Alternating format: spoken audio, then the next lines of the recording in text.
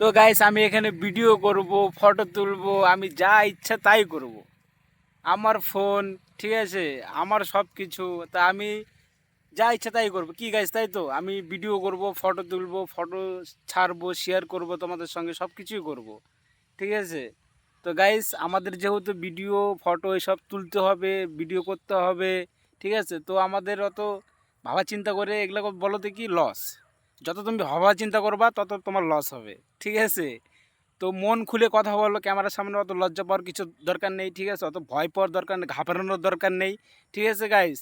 তোমাদের যখনই একটা মানে কন্টেন্ট বানানোর আইডিয়া মাথায় চলে আসবে, তুমি তখনই কন্টেন্টটা বানিয়ে রেখে দেবা, তোমার টাইম মতন তুমি পোস্ট করে দিবা, কি গাইস, তাই তো?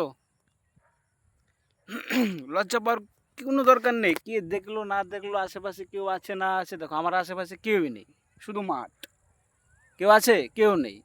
শুধু আছে শুধু আমার হাতে এই যে ক্যামেরাটা যে আছে, ফোনটা, শুধু ওইটা, তাছাড়া কেউ নেই। তো আমি কেন ঘাবড়াবো? আমি ঘাবড়াবোটা কিসের জন্য বলতে পারো?